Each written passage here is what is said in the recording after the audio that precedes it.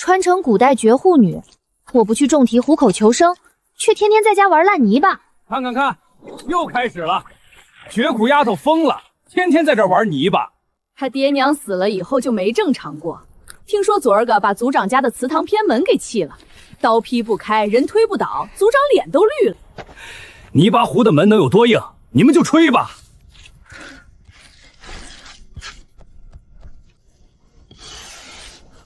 粘土比例还是偏高，收缩缝不够密，下一批调低3个点。叶棠，族长又来收地，上次封门的泥巴还有剩的，要不要送你一桶？哼，我不跟你逞口舌之快，今天我不是来收地的。你烧着妖泥巴，村里人都说你是妖孽附体，我给你最后一次机会搬出这个破窑，地归宗族，我不追究你封祠堂的事儿。我如果不搬呢？那就别怪族规无情。族长，你说这是妖泥巴？这块妖泥巴泡了3天水，拿出来比石头还硬，你们想试试吗？牙尖嘴利，还不动手？谁敢动？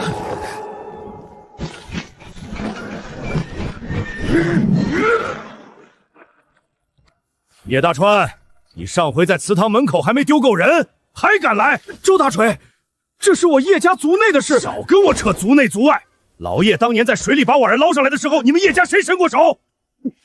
老叶的棺材都是我打的，他下葬的时候，你们怎么不说是族内的事儿？今天谁敢动这丫头，我就让谁躺老叶旁边去！你给我等着！还站着？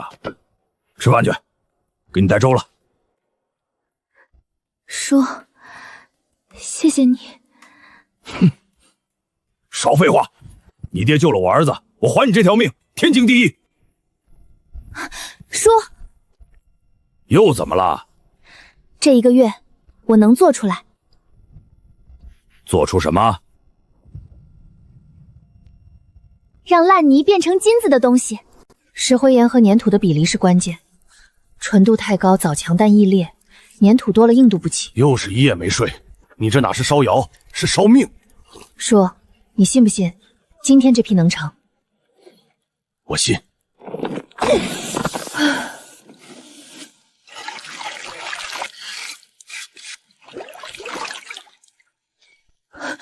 叔，锤子成了。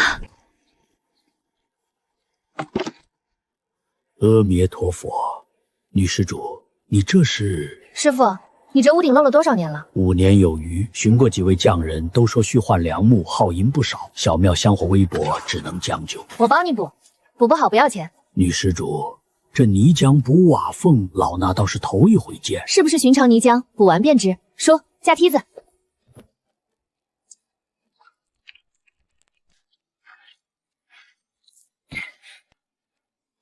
好了，师傅，明日若下雨，烦请看看屋顶，不漏的话，替我跟街坊说句实话便好。若真不漏，老衲自当据实相告。阿弥陀佛。看清楚了吗？他补屋顶用的什么？灰扑扑的，像是泥巴。不是泥巴，泥巴见水就散。他敢补瓦缝，东西一定不怕水，正是大人需要的材料。去打听打听，这姑娘什么来路？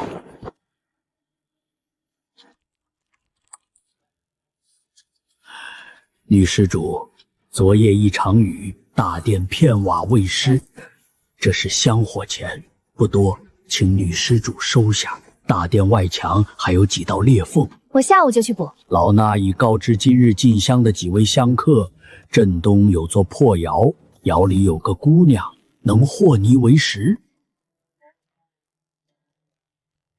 叔，第一笔生意来了。就是他，私挖矿土，烧妖灰骗人，妖言惑众。奉县令之命，人带走。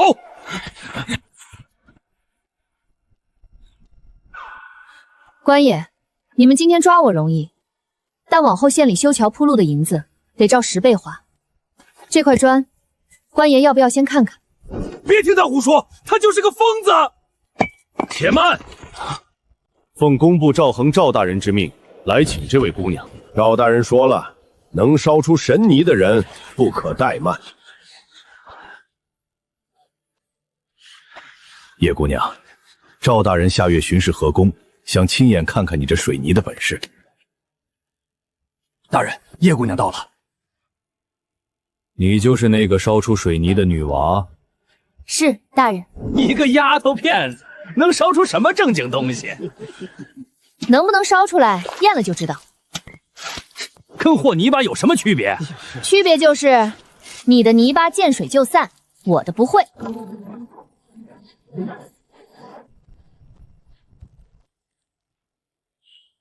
你们谁还有话说？丫头，配方卖给我500两。大人，配方不卖，但我要跟工部合作，我出技术，工部出矿脉和人力，利润4-6分。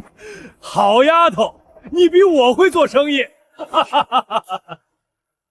叶族长，现在你明白了吧？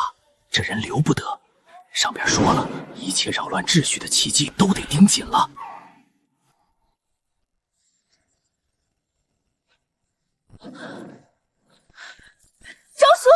周叔还在里面。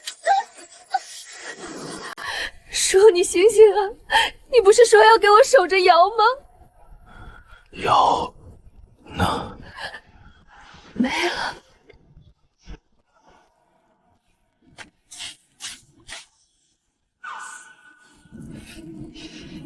有人浇了油，不是天才。叔，这破地方容不下我们了，跟我去京城。京城，我走了，铁柱谁管？他娘死得早，从小就跟着我在铁匠铺里抡锤。我要是走了，一起走。什么？铁柱哥的手艺是你教的，我正好缺个管窑的帮手。到了京城，你跟铁柱哥都给我干活，我给你们开工钱。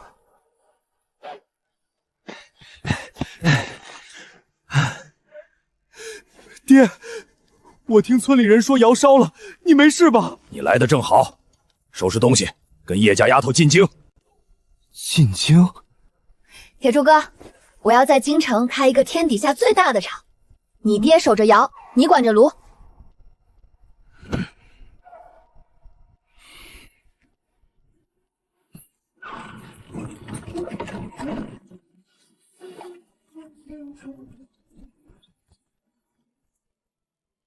告诉崔丞相，那个烧泥巴的丫头去京城了。就这3两银子1个月？先落脚，找到活干再说。丫头，你那赵大人不是工部尚书吗？去找他。去了，门上说他出差巡视河宫，归期未定。听说了吗？城西来了个乡下女人，说什么烂泥能变石头，妖术吧，骗钱的。说加梯子，先把咱家屋顶补了。你给我那仓库补的屋顶真不漏。姑娘，你这水泥还有多少？我全要了。我还认识东市的张屠户，西街的李布商，他们也要补屋顶。那就麻烦刘掌柜牵个线。哼，你就是那个卖水泥的乡下女人？是我。你那妖术骗了不少人嘛。今天我们京城砖瓦行来给你立规矩，要么关门走人，要么以后别想在这行混。你们的砖瓦我见过，砌墙3年就裂，我的水泥100年不漏。你觉得谁该关门？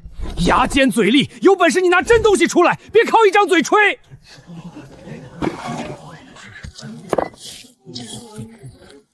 叔，抡锤。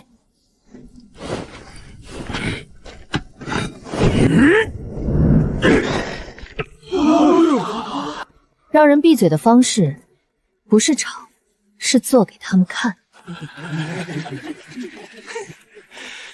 下次来记着带锤子，我家锤柄不够用。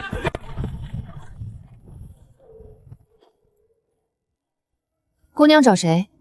找你。刚才看你砌柱子那东西，我要投。你都不问问我叫什么，就要投？我查过了，你叫叶棠，从叶家村来，烧出的泥家比石头硬，这就够了。那你是谁？萧王府庶女，萧景荣。王府千金找我一个卖水泥的，不怕掉身家？我在王府里连丫鬟都使唤不动，还怕什么身家？我看中的不是水泥，是你手里能撬动的整个市场。凭什么跟我合作？我有钱有地有人脉，你有技术，你我之间永远不要完全信任对方，这样我们的合作才能长久。我喜欢跟你这样的人打交道。请。都听好了，配料比例一丝不能差，谁偷懒我跟谁急。爹，你当年在铁匠铺都没这么凶。滚去干活。好，好，好，好。我堂兄萧环想认识你，他是王爷嫡子，跟一个叫沈岩的琉璃商人走得很紧，你们应该认识一下。沈岩，整个京城最好的琉璃窑就是他的，你们的路子很像。叶姑娘，赵大人巡视回来了，请你随他进宫一趟。来得正好，那几个老掌柜前几日去了崔相府上，朝堂不比窑厂，你小心。我知道。赵大人，朝堂之上，你带个农女来，成何体统？崔相稍安勿躁，臣今日带她来，是为工部河堤修缮一事。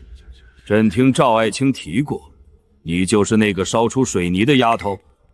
民女叶棠，叩见陛下。开始吧。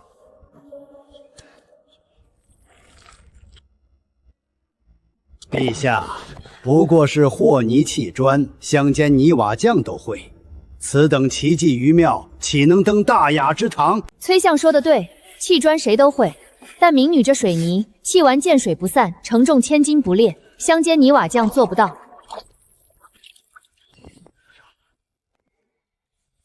请陛下验看。崔相，您方才说奇技云飘，请问您府上的柱子用的是不是糯米灰浆？3年必裂，5年必换。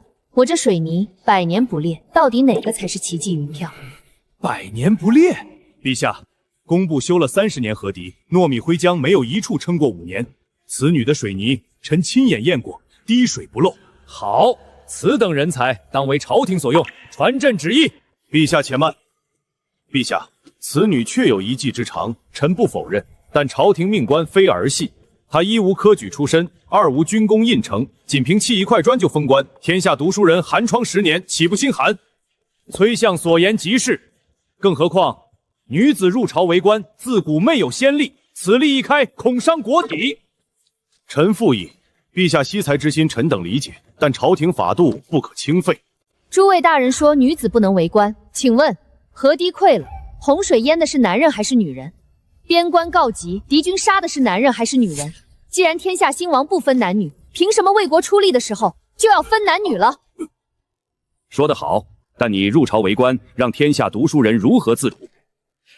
崔相，读书人寒窗10年是为治国平天下，我的水泥能修堤防洪，能筑城御敌，这和读书人治国殊途同归。还是说崔相觉得只有会写文章才算人才？够了，叶棠听旨，你虽无科举功名，但身怀立国之计，当破格录用。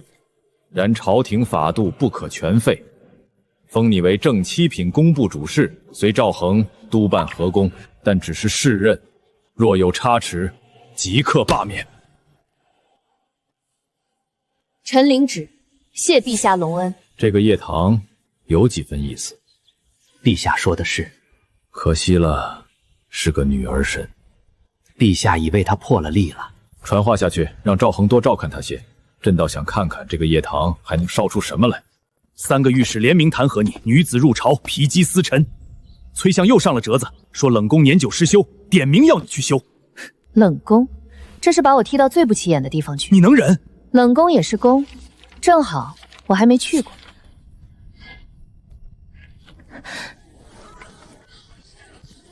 手给我。谢谢。你也是女人，凭什么你能掌控自己的命运？我爹是翰林院编修，写了一篇文章说朝廷重视工匠技术，崔相反对，我家满门被逐。他表面清廉，实则手段狠辣，谁挡他的路，他都要扶回去。墙修好了，以后下雨不会漏了。这墙比宫里的好看。京城5个老字号签了联名状，准备在你量产前把矿脉供应全切断。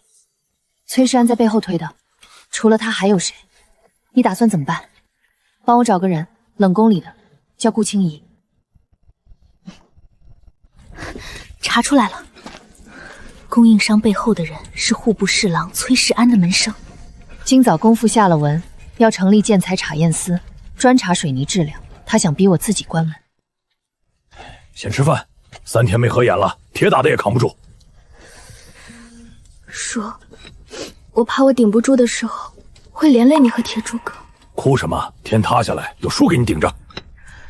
赵大人跟我说过一句话，在朝堂技术永远斗不过人心，要赢就得找到比他们更懂人心的人。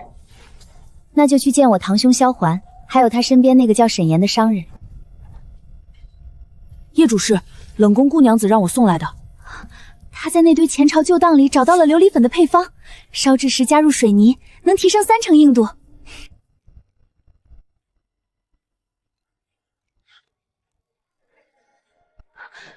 谁？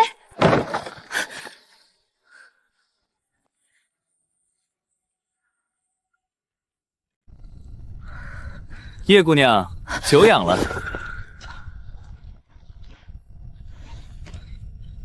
深夜翻墙，失礼了。但这只杯子若放在门外，怕是明早就被人捡走了。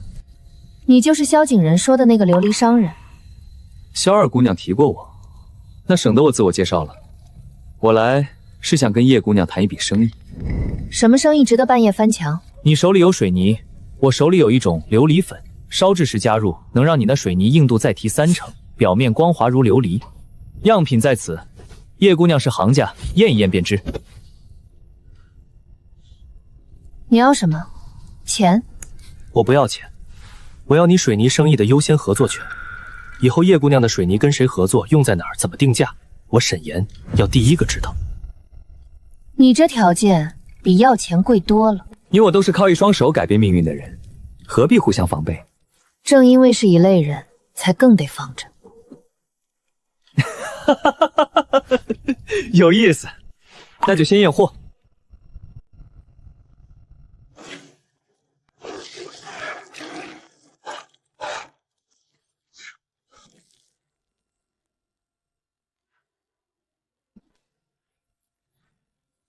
配方哪来的？祖传，我沈家3代烧琉璃，但琉璃粉的用法是我自己试出来的。合作可以，条件我改，优先合作权给你，但只在琉璃建材这一块。我的水泥用在河工、军用民建上，你不得插手。成交。你我合开一家琉璃建材行，你出水泥，我出琉璃粉，我们的门槛很快就会被京城贵人们踏破。你倒是有信心。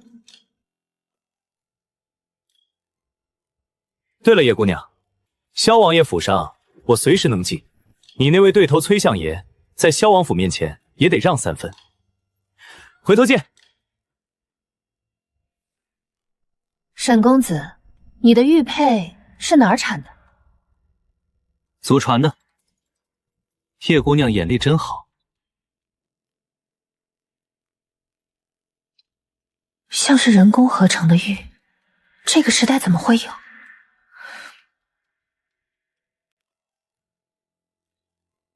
景荣，你上回说的那个范思言的案子，我帮你压下去了，又来找我干什么？哥，我带人来了。叶棠，水泥的配方就是他的。就这小身板，景荣，你跟我说她是个人物，我看也就是个乡下丫头。萧公子，听说你府上有处假山，修了3年还在漏水。怎么，你要替我修？那假山是前朝的太湖石，3个工部主事看过了，都说没法弄。带我去看看。糯米灰浆见水就胀，越堵越漏。换我的水泥，一炷香的事儿。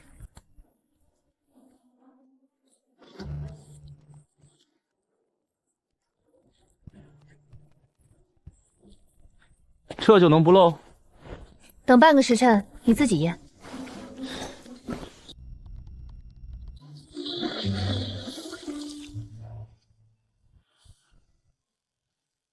真不漏，景荣，你这次捡到宝了。我说过，他不一样。叶姑娘，我入资你的唐记窑厂，不是为了钱，那是为了什么？京城地面上有萧王府的名头，没人敢轻易动。我早就看崔世安不爽了，萧公子对崔相有意见？这个人虚伪得很，他那套士农工商的规矩压了我多少生意，我早就想找个人掀一他这顶帽子。叶姑娘，以我加上萧兄，水泥、琉璃、商号3样凑齐，京城建材行的老掌柜们就该睡不着了。那叶棠借萧公子的茶，敬3位杯。不过叶姑娘，崔世安能只手遮天，不是靠他一个人，他掌握了天下官员的任免渠道。你要跟他斗，光有水泥不够，你得有一个他动不了的根基。比如让陛下亲自给你背书。萧公子和沈公子认识很久了，生意场上低头不见抬头见，臭味相投，慢慢就成朋友了。5家矿主同时毁约，定金原封不动退了回来，都说上面打了招呼。那我们库存还能撑几天？最多3天。要不找我堂哥帮忙吧？这种事情帮得了我们一次，帮不了一辈子。我们还是要有自己的后手。他断我的路，我就自己开一条。这世上没有谁能真正毒死另一个人，除非那个人自己先认输了。铁柱哥，收拾家伙，进山。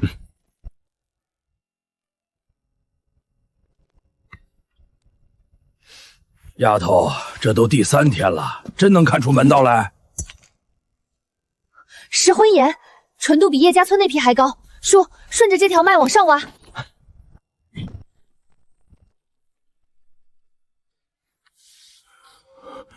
这石头跟叶家村的一样，比叶家村更好，这整条山脊都是。那还等什么？我下山套车。先查地契，看这片山在谁名下。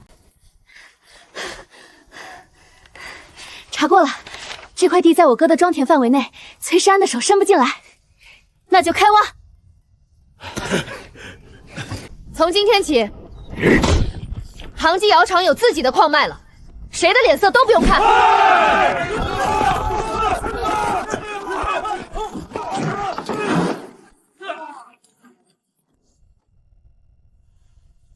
相爷，叶棠在京郊找到了新矿脉，地在萧焕名下，户部管不着。断矿脉断不了他的路，卡查眼也卡不住他的脖子。这人比我想象的难对付，查他的底从头查，从叶家村查起。属下明白。一个农女，懂石料，懂配比，还懂官场的门道，这不像一个乡下丫头该有的东西。我要知道她到底是什么来路。相爷，叶家村那边查到了些东西。叶棠的父亲3迁进山背回一筐石头，之后便病倒了，没撑过半个月。那石头是什么？属下找到了当年给他看病的郎中，那郎中说他背回来的石头跟山里一般石灰岩不同，色泽暗沉，入手比寻常石头重得多。他死前一直在念叨一句话。什么话？祖宗留下的东西不能断在我手里。先帝曾秘密召集过一批天宫之术，后来太子谋反，那批工匠全数被清洗。我记得名单上有姓叶的。相爷的意思是，这叶棠不是普通农女？继续查，查当年那批工匠的名单和叶家村的关系。他身上那些本事，不是乡下丫头该有的。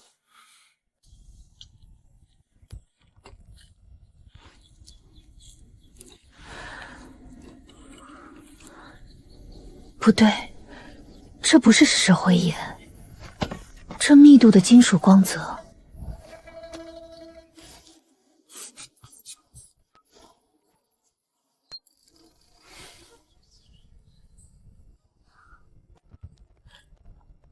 丫头，又发现什么了？铝土矿。叔，这东西的烧制温度比石灰岩高得多，但如果能提炼出来，它的价值远超黄金。比黄金还值钱？那崔世安知道了还得了？不能让他知道，这矿脉的事，先只告诉景荣和萧何。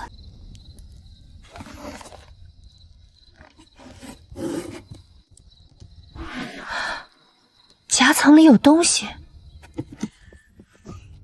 蓄热式结构，这是现代高温工业窑炉才有的设计。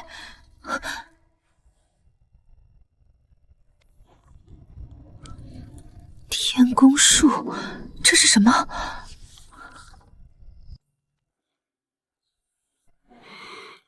这张图你是从哪儿得来的？我爹的遗物，箱子夹层里藏着的。先帝曾秘密召集过一批工匠研究天宫之术，就是先进制造技术。后来太子谋反，据说利用工匠制造了一种武器。先帝震怒之下，将所有参与的工匠全部清洗。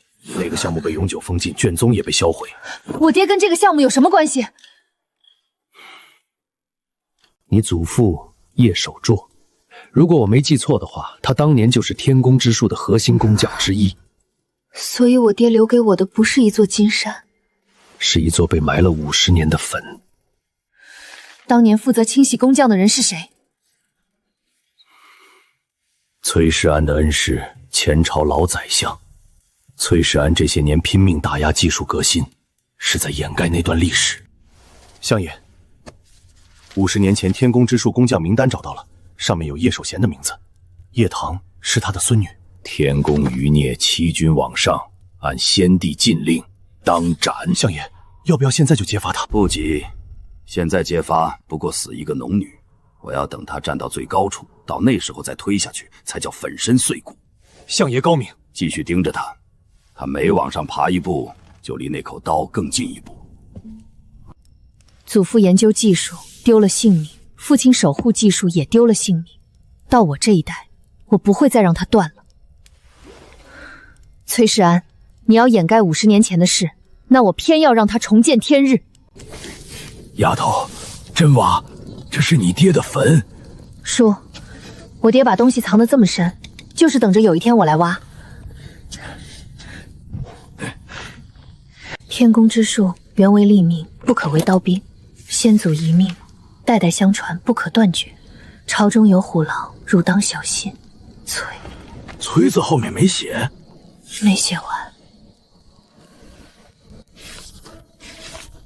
水下水泥配方，原来在这里。叔，我爹早就把修黄河用的水泥配方揪出来了。铝土，我爹当年进山找过铝土，他背回来那筐怪石头不是石灰岩。那他是怎么死的？那矿脉附近一定有放射性半生矿，他死前全身发黑，不是中毒，是辐射病。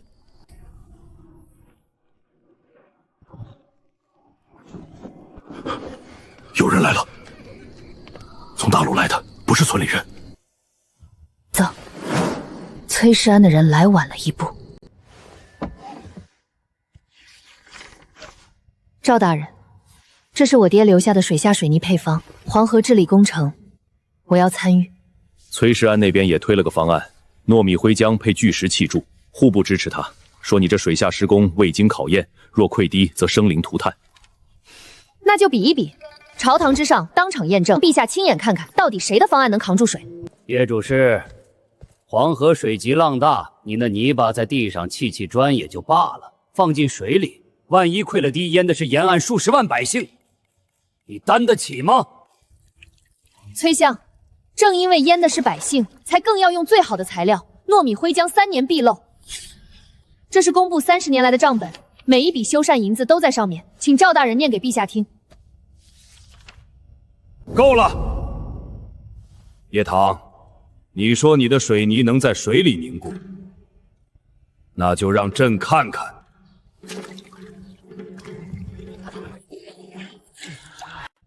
陛下，臣的水泥见水不散，越泡越硬，黄河水再急，冲不垮这道防线。陛下，臣修了30年河堤，今日方知什么叫真技术。此水泥若能用于黄河治理，可为朝廷每年节省修缮银子数十万两。传朕旨意，黄河治理工程采用叶棠方案，所需水泥由唐记窑厂专供。臣领旨。他今天在朝堂上拿账本压我，是早有准备。相爷，这个也太难缠了，要不要动用那份名单？还不到时候，让他再得意一阵。等他接手了黄河工程，工程做得越大，摔得越平，到时候把他祖父的名字往朝堂上一摊，不光水泥保不住，连他的人都保不住。告诉户部的人，黄河工程开工后一切按规矩来，该查验的查验，该卡关的卡关。我要让他知道，朝堂之上不是有技术就能赢的。属下明白。人证找到了吗？找到了。当年经办此案的还有一位老书吏在世，他记得叶守全的名字。把他接到京城，好生照看。属下明白。丫头，你堂堂工部主事，用得着自己扛？我爹当年也是这么干的，我不能给他丢脸。我们能这么顺利，多亏了有萧恒帮我们摆平那些关卡，我心里也高兴，干活有劲。赵大人，你让我查的是有眉目了。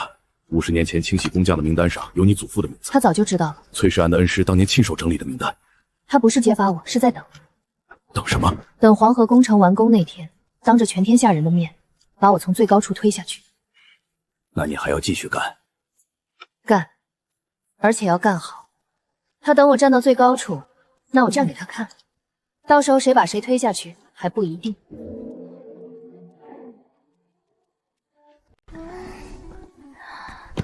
烧成这样，怎么不传太医？没事，熬一熬就过去了。我自己提炼的降温水，你额头太烫，先擦擦降温。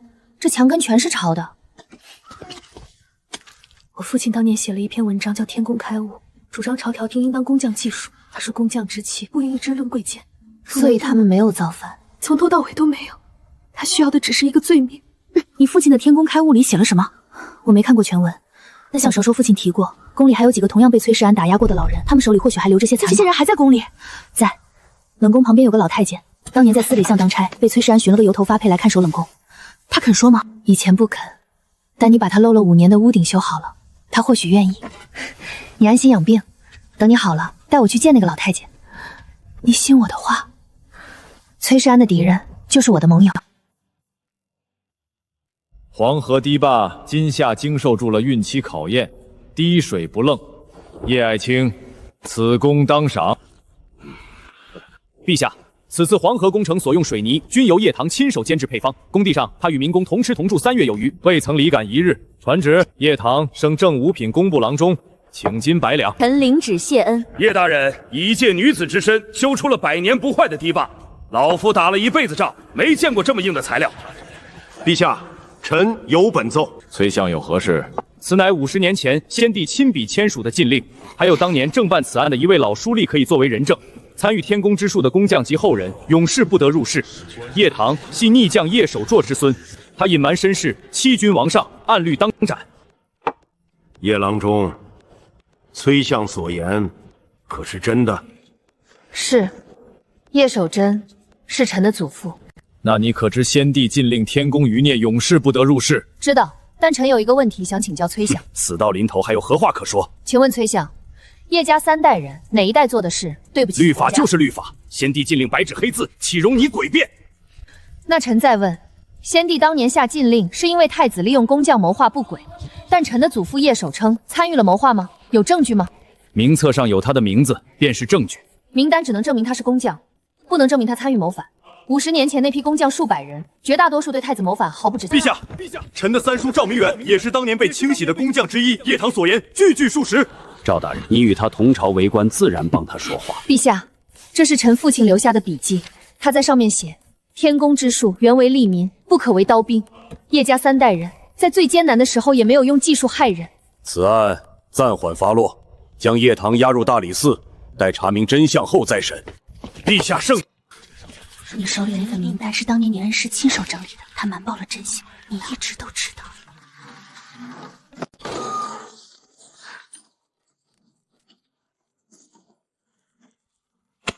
石灰和粘土都有，够了。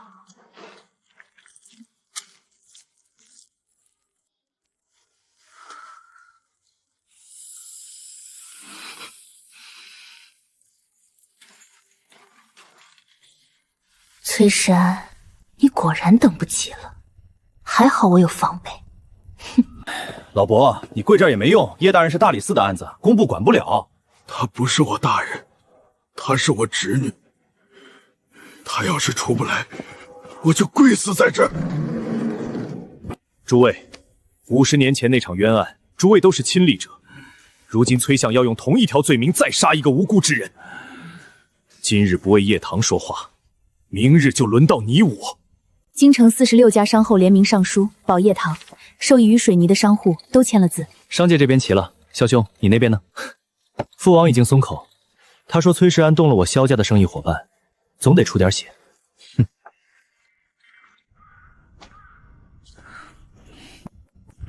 顾娘子，你从不来老奴这儿。公公，当年司礼监的档案，崔世安销毁天宫之术的记录，你还在吗？你问这个做什么？因为现在有人需要他翻案。一个修好了黄河堤的女人，她不该死在崔世安手里。老奴藏了50年，终于有人来拿了。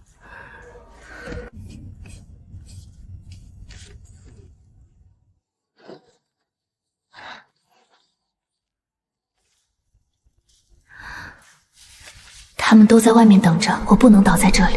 50年前，老奴在司礼界当差，这份密折是先帝驾崩前1夜，崔世安的恩师，当时的宰相亲手呈上来的。他请先帝销毁天宫之术所有档案，将工匠名单列为永世机密。这上面写着：太子谋反与工匠无关，然太子所造之装置若流传民间，恐动摇国本，故以谋反罪诛之，以绝后患。他们知道工匠是无辜的。这份上面写的明白，当年之事工匠并不知情，可他们还是被治了罪，为的居然就是要把记忆藏起来。公公，您藏了50年，为什么现在肯拿出来？等了50年，终于等到一个愿意为百姓做事的人。你修的黄河大堤，我的侄儿就住在沿岸。今年夏天，他的房子没被淹，庄稼也没毁。叶棠记下了。好孩子，好孩子。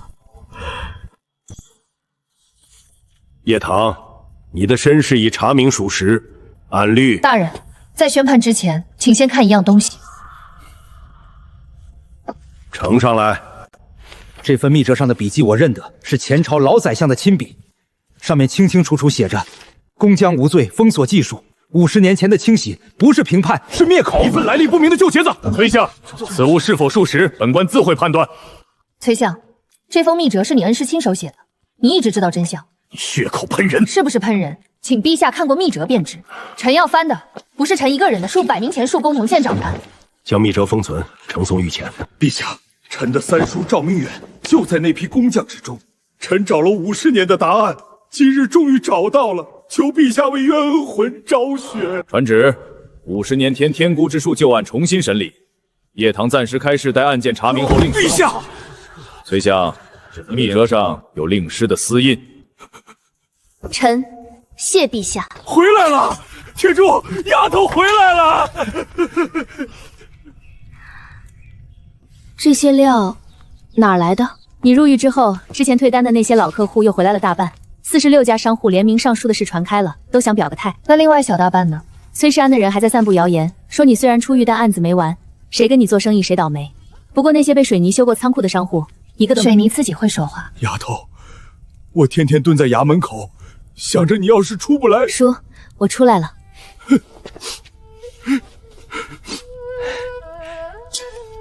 崔世安这次没把我摁死，接下来只会更狠。我知道，有件事我自作主张了，我把琉璃建材行的第1货半价卖给了京郊12个村镇的农户。你水泥的名声不能只在京城。崔世安能在朝堂上压你，但他压不住所有老百姓的嘴。景荣，你越来越像个商人了，跟你学的。是，你们在的时候，我爹天天盯着配方，一丝没差。比我烧的还好。那还用说？你教的我能给你丢人？哼！崔世安这次没打倒我，以后也打不倒。叶棠，边关军报到了，敌军重甲骑兵连破我军3道防线，前线弓弩射不穿他们的铁甲。弓弩射程不够，不止射程。崔世安什么反应？说若叶棠能改良，就可以既往不咎。他是不会放过我的。他不是给我机会，是给我挖坑。军械改良成了，是我应该做的，败了就是死罪。那你接不接？接，不是为了将功赎罪，是为了前线的将士。你这箭头涂层比我的琉璃杯硬多了。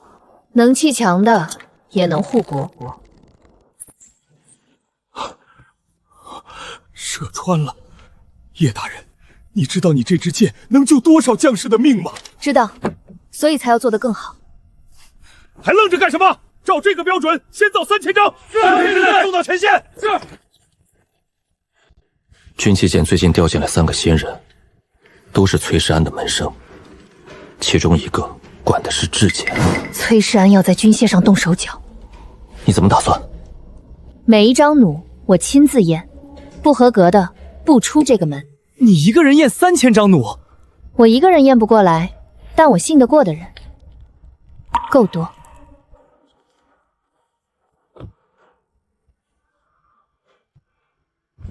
这张弓片上有裂纹。这要是上了战场，射不了3箭就得断。不是意外，裂纹走向一致，力度均匀，是有人用工具压出来的。把所有已张箱的弩全部拆封，一张一张查。嗨。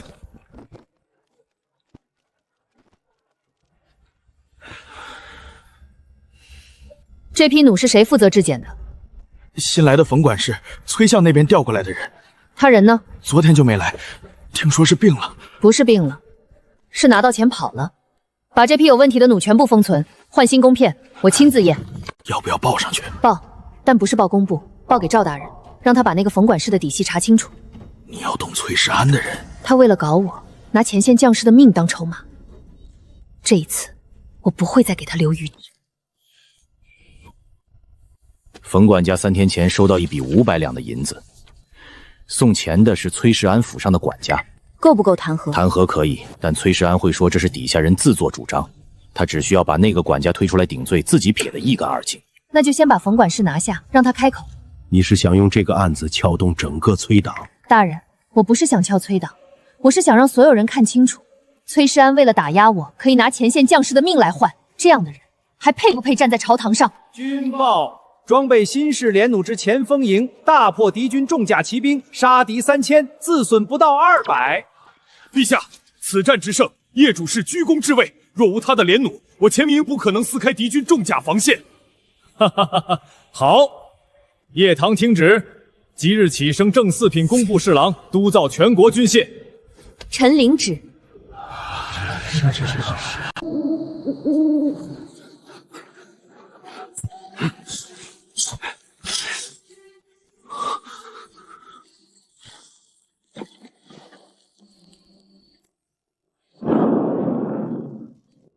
叶侍郎，你今日要奏何事？臣今日要奏的是50年前太子谋反的全部真相，以及当朝尚书令崔世安50年来掩盖真相、陷害忠良、破坏军械、掘坟毁政的全部罪行。叶唐，朝堂之上，信口雌黄是要掉脑袋的。这是我们调查此事后收集的证据，皇上您请看。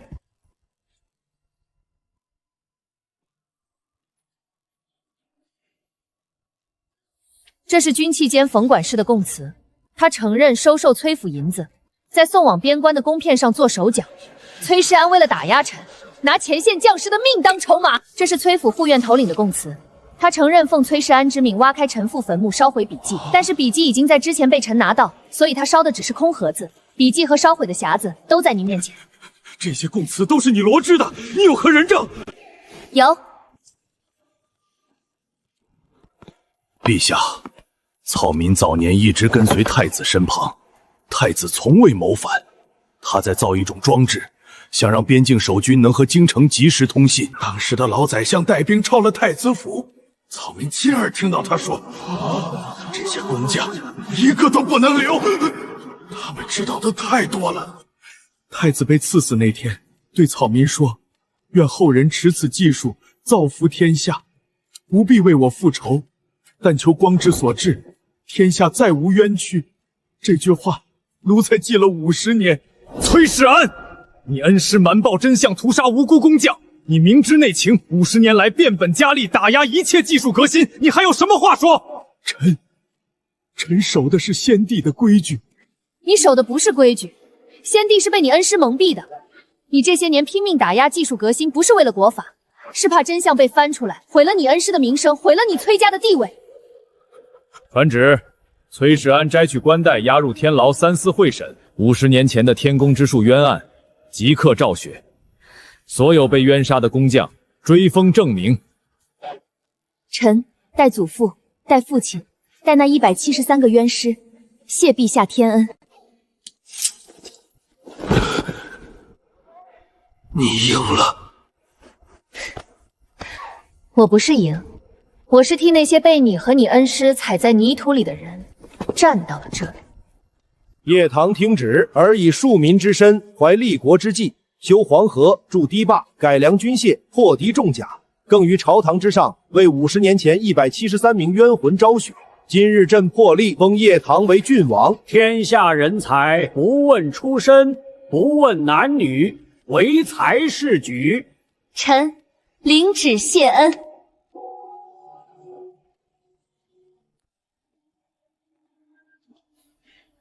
沈公子，现在可以告诉我了吗？你那枚玉佩不是天然玉石，这个时代不该有这种人工合成工艺。你眼力果然毒。这枚玉佩是我父亲传给我的，他年轻时给太子府做过琉璃器皿，就是那位被刺死的太子。这材质是用琉璃粉高温烧制的。我父亲说，太子当年在研究一种比琉璃更硬的材料。太子被刺死后，研究中断，配方失传。我这些年试着复原，做出了琉璃粉，但始终达不到这枚玉佩的精度。所以你找上我，不只为合作，你需要我的水泥窑来帮你达到温度。一半一半，合作是真，私心也是真。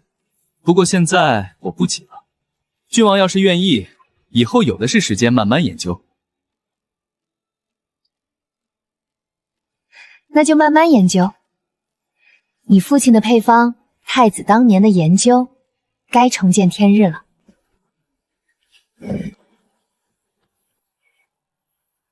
老爷，你闺女当郡王了，我没白给你钉那口棺材。爹，你留给我的这张图，我看懂了。这是蓄热式高温窑炉。你当年进山找铝土，就是想用这座窑炼铝，对不对？这设计是太子当年留下的。太子在50年前就在研究高温烧接技术，你从未见过太子，却守了这张图大半辈子。爹，你是不是一直知道这图纸的来历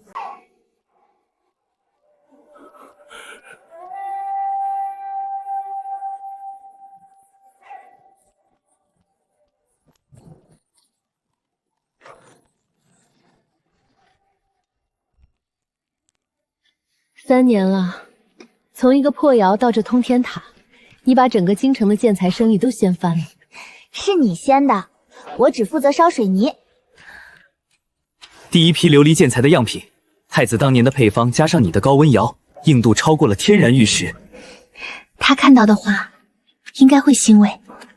我父亲写了一辈子的天工开物，总算有人替他实现了。老爷一辈子老实巴交，连话都不会说。要是能看到今天他闺女站在京城最高处，手里攥着他留下的图纸，身后是一座他亲手建起来的塔，他得笑出声来。烂泥扶上墙了，叶棠，你看见了吗？